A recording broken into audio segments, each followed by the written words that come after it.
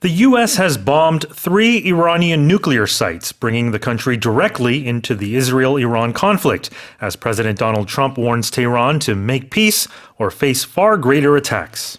미국이 이란의 핵시설 3곳을 직접 타격함으로써 이스라엘과 이란의 분쟁에 직접 개입한 가운데 도널드 트럼프 미국 대통령은 이란을 향해 평화를 구축해야 한다고 촉구하면서 그렇지 않을 경우 더 강력한 공격을 받게 될 것이라고 경고했습니다. Yeah, this is quite troubling because we've reached a new chapter in this conflict in the Middle East with the U.S. directly intervening. This dominated the headlines over the weekend. President Trump said in a national address that the U.S. carried out these quote-unquote successful bombing attacks at 3 nuclear sites. Now, the full impact of these bombings are still unclear, but what they're calling in this mission is Operation Midnight Hammer, as they called it. They used bunker buster bombs weighing 30,000 pounds delivered by these B-2 stealth bombers. Now, these underground sites were thought to consist of 2 main tunnels that house centrifuges to enrich uranium, which is used to build nuclear bombs. But thankfully, Saudi Arabia and the UN's nuclear watchdog, the IAEA, say there hasn't been an increase in any radiation levels from these attacks. But the scary thing is now what happens next? How will Iran respond to these attacks by the U.S.? Right. Well, President Trump, as you said, has hailed this as a big success on America's part, but other countries around the world, South Korea included,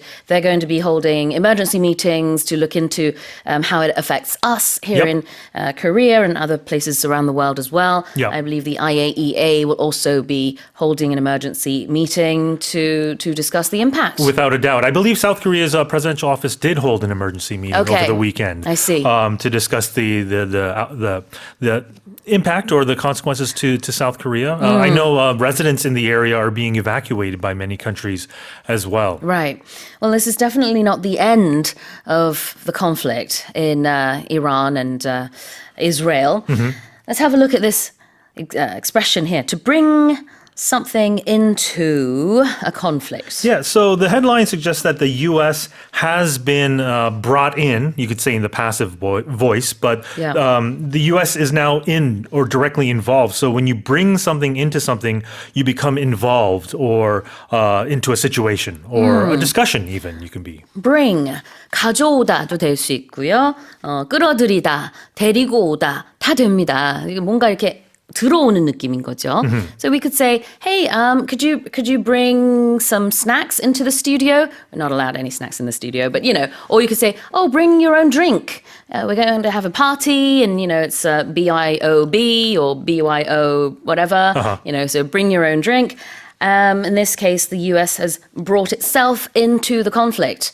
그래서 미국이 이 이란 이스라엘 컨플릭트 안에 직접 들어오게 된 거죠. 직접 개입을 하게 된 거죠. Right, exactly. So bringing a drink into the studio would literally be bringing something in. Sure. But here in sort of a way, you're becoming involved in something. So it's a little different meaning, but it comes from the same origins. Exactly.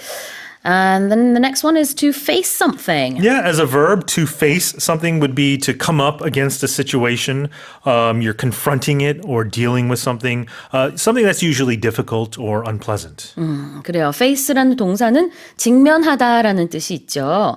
자, 그래서 bring A into B, A를 B로 끌어들이다. 그리고 face는 직면하다. Here's the headline. One more time. Was there anything you wanted to add to that? Oh, I just wanted to say, let's hope this comes to a peaceful resolution, right? For all. Yes, indeed.